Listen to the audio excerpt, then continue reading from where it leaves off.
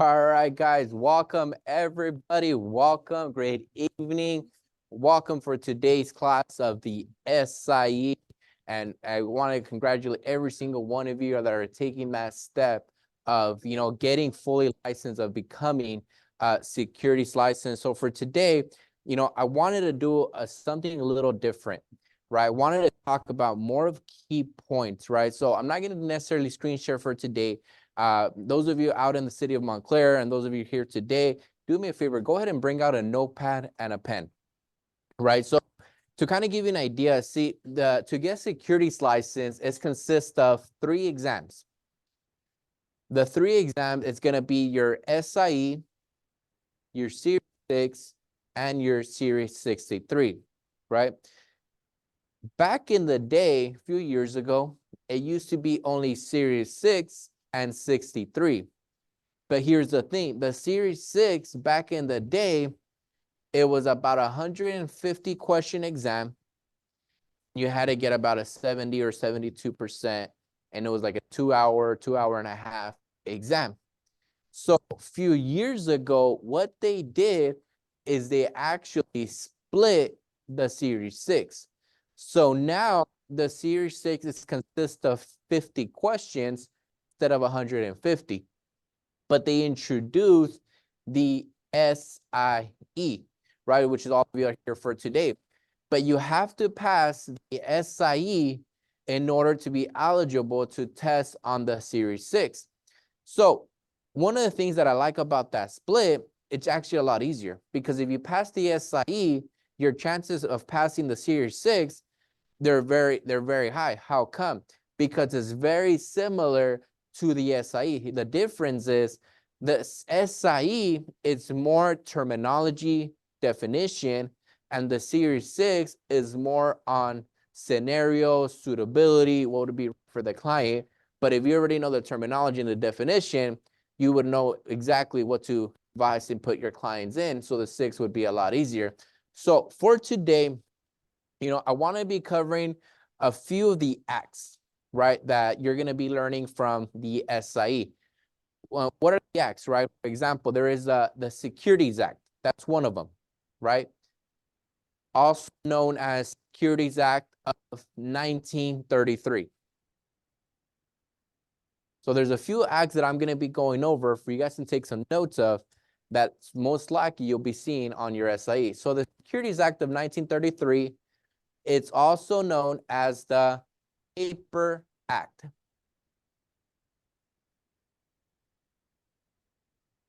So when you think about the Patriot Act, right, when you think of a security, think about like a certificate, right? So what do you think the Securities Act of 1933 regulates? The security itself, right? That's why it's also known as the Patriot Act. And is mainly for primary market, new issues, it's a key word. So the Securities Act is for new issues and registration of new securities.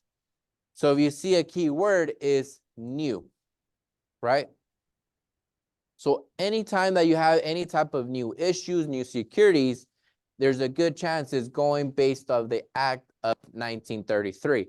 And I said there's a good chance because not all of them are obligated to register through the Securities Act of 1933. For example, like government security issues, they're actually not required to go through the Act of 1933, right? Mainly corporations or any type of other than that is non-government, they would have to go to the Securities Act of 1933. So the second act that you're going to be seeing is the Securities Act 1934. And this one's also known mainly for like broker dealers. This is mainly for the secondary market. Created a Securities and Exchange Commission for registration of broker dealers and associated persons and exchanges and over the counter. For the Securities Act of 1934. So what is the biggest difference from 1933 to 1934? For one, 1933 mainly is for the security itself, and it's new. That's the key word, new. And when we look at the 1934, it's secondary market.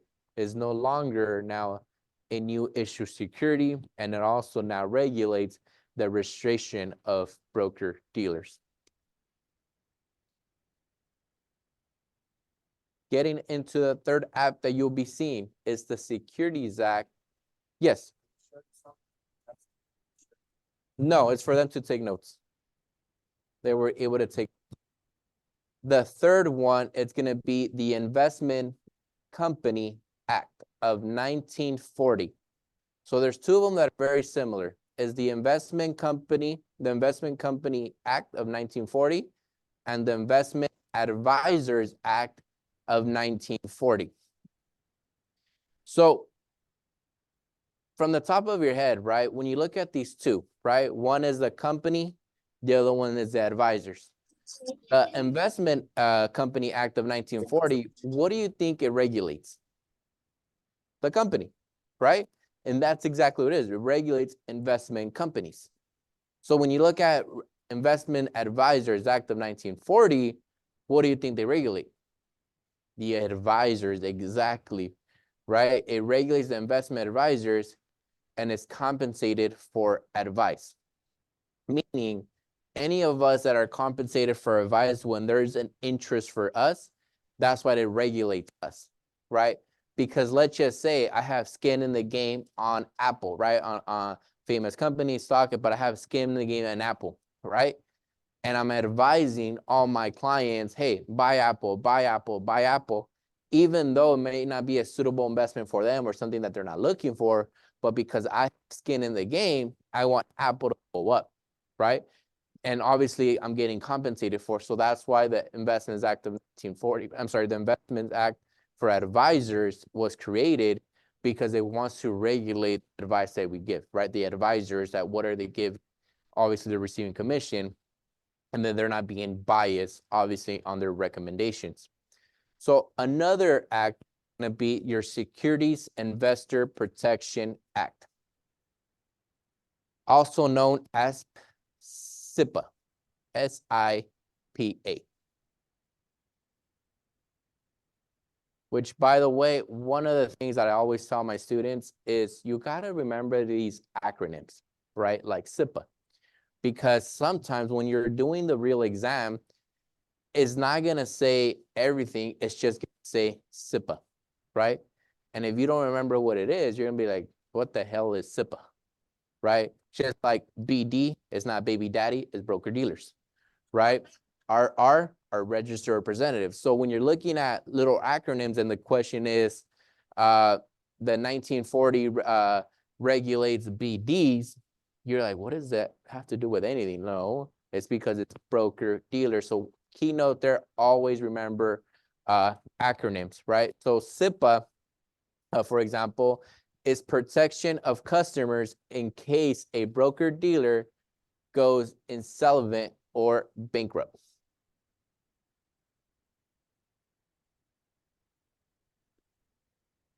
That's what the SIPA of 1970 it does. And then we got two more acts that you're going to be mainly looking at on your SIE exam. You have now the other one, is your Insider Trading and Securities Fraud Enforcement Act.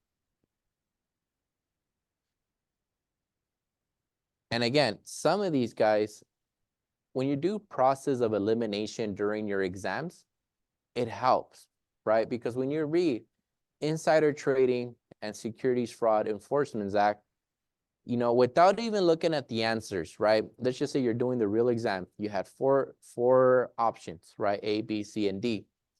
And you read, what is an Insider Trading Securities Fraud Enforcement Act? What do you, on top of your head, what do you think it regulates? Right? Some type of fraud, insider trading, right? So, some type of a head, money laundering or something, whatever may come to your head, that's what it is, right? So if you start seeing something that is maybe talking about whole something else, you're like, this doesn't fit this. right? So there's a good chance that's not what it is. So penalties for insider trading, misuse material and non-public material information, right? And within that, there's a few of them that comes in with like money laundering, front running, free riding, all these kinds of illegal activities that a person can do while, during securities, right? Whether it's the client itself or the representative self, right? So those are the things that you'll also be learning as we continue with our classes. And the last one is the USA Patriot Act, right? And what that does is the AML policies and procedures. In other words, it basically checks the identity of the person you're doing business with. So this act was actually created in 2001, right? Does any of you remember what happened in 2001? 9/11, Twin Towers, right? So because of that, this act was created, right? That act was created now to basically know your customer, know who exactly to identify who are you dealing with, right? And so just remember, USA Patriots Act of 2001. Remember, what happened in 2001? Terrorist attack, right? So it only makes sense they came out with an act to avoid any type of things that can happen bad in the economy, right? Because people invest wrong or something, it can have a repercussion in the economy. So that's one of the important things to know. So getting into documents that are needed, right? For example, you need a risk disclosure and it has to be signed.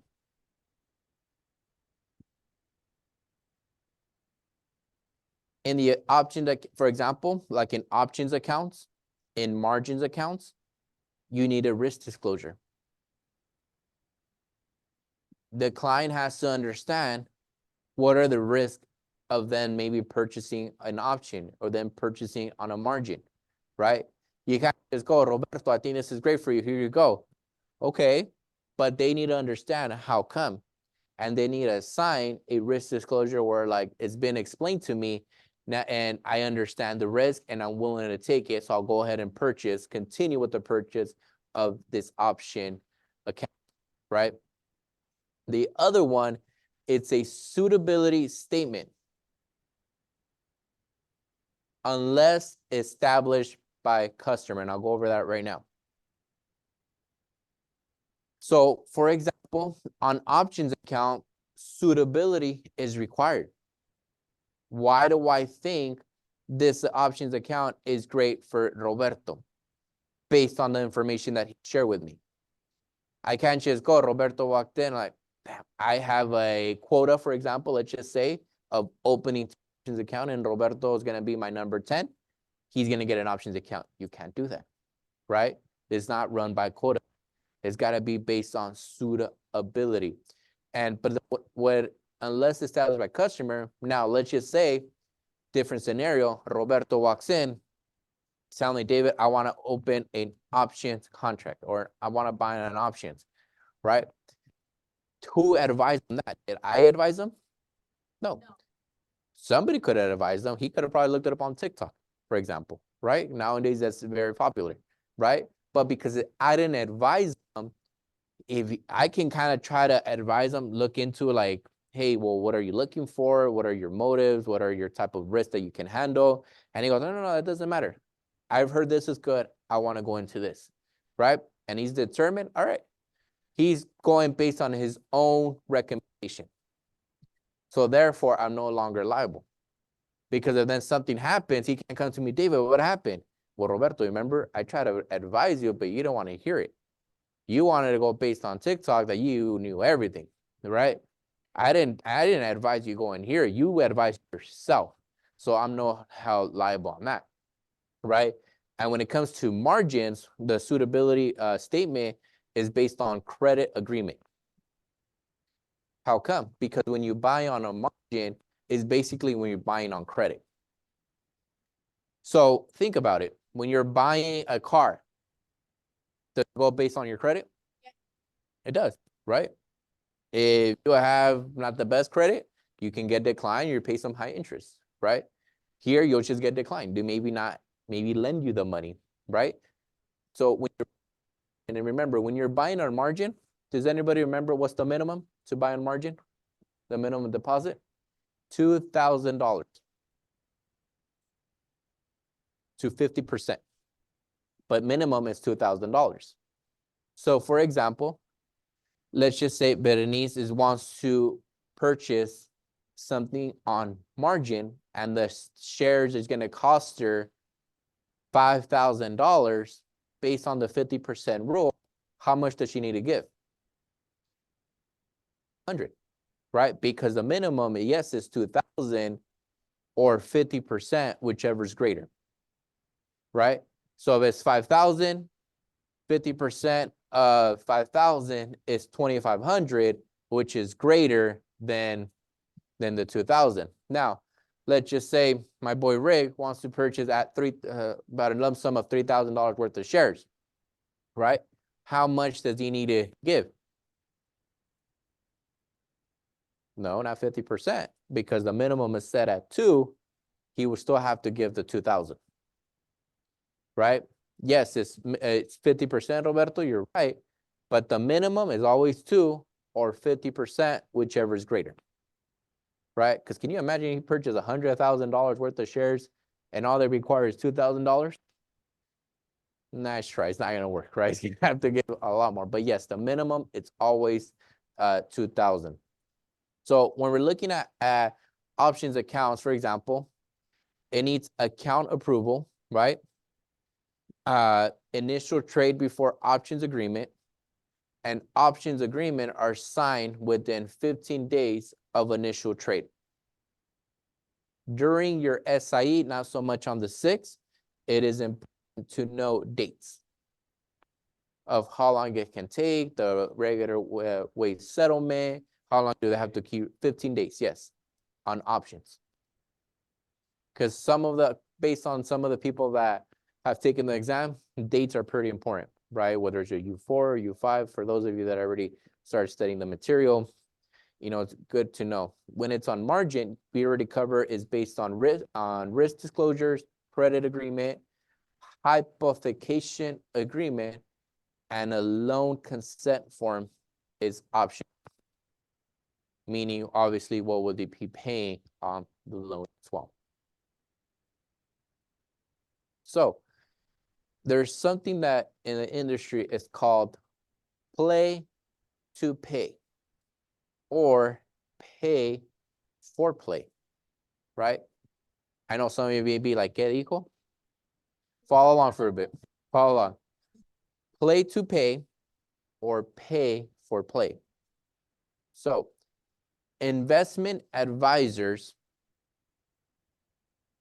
any contribution for a 2-year ban on advisory fees. And I'll go over that in a little bit what it means. A municipal financial professional can charge up to $250 annually. A municipal financial firm, underwriting or advising, there are no contributions allowed. Just try to follow along, team. I know some of you right now are maybe not there in those units just yet, but trust me, when you get to those units, you're like, oh, that's what he meant, right? And we try to circle along throughout the weeks as well. So I'm going to go over into a quick guide of DPP deductions. Some of the things that you're going to be seeing. For example, oil and gas. So some of it is a tangible cost. And then you have, for example, real estate. They're what? They pay mortgage interest. And then you have leasing equipment. There's a depreciation on leasing equipment. When we think about equipment itself, for example, when we think of, let's just say, a revenue bond, right? Or a collateral bond. right? When normally when there's something collateral is maybe the equipment itself, right? If Glady owns a route of buses of picking up seniors and driving around the city of Glendale, and she owns 5 buses, right? If we were to get a collateral bond, meaning, for example, is if she fails to pay, most likely, what's her equipment here? The buses, right? If she fails to pay, what's at risk? The buses. So what is something that equipment runs a risk of depreciation? Because if she's driving them around, putting on those miles, putting on that wear and tear, maybe when she bought them, it was 50,000 a bus each. But by the time, let's just say 5 years later, now they're worth maybe 20,000, right? Because she's that wear and tear, the mileage, all the things that she's done to the buses. There's that depreciation at risk when you're thinking about collateral and equipment itself as well, right? So one of the things when it comes to real estate, obviously we have your mortgage interest, your capital improvements, your deduction allowances, and your tax credit historical government assisted, right? So these are just some of the things that you're looking into when it comes to real estate. And by the way, in the SIE, I don't think you get a whole lot of real estate questions or real estate funds related questions. And one of the things that I want you guys to remember is, look, the test itself, it's a 85 question exam, right? Is that correct? 85 question exam.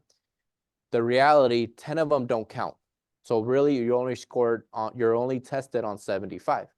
Those other 10, you don't know whether they're real or fake within the exam, right? Whether you get it right or wrong, they don't help you or affect you, right? So here's a quick tip. If you're going through the test itself and you're like, I don't remember studying this, guess what? There's a good chance it's a fake question, right? Now, if you're like 15 questions in, you're like, damn, I don't remember none of these, then we didn't study, right? But for the most part, you should have a nice flow, right? But remember, look, the SIE, the book itself can be this thick, right? If you were to, let's just say, study through Kaplan, the PDF itself is over 300-400 pages, right? One of the methods that I think is really important to remember is you just got to know enough, right?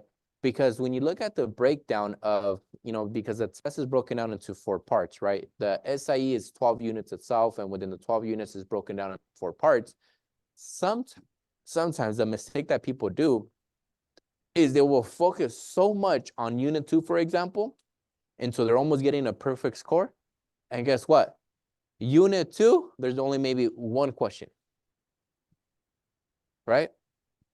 What happens is you focus on knowing so much and mastering every unit. By the time you're at unit 12, guess what happened?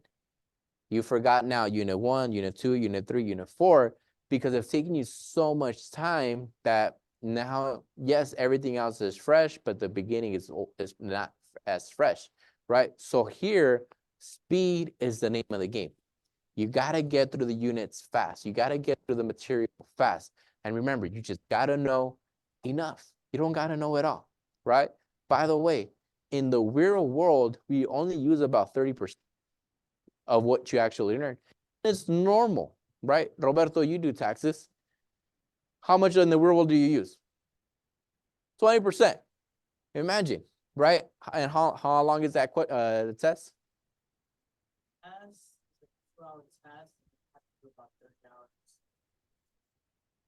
Look at that.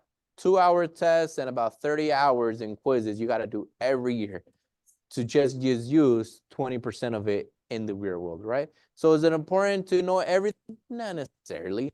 You just got to know enough to pass. Look, you just got to get a 70%, right? Some of you are naturally gifted that just by guessing, you'll get your 70%, right? Because the common sense just kicks in. So don't freak out. The test is not hard, guys. It's just a lot of information we just got to get through, right? So continuing, for example, mutual funds and ETFs, and I'll finish with this.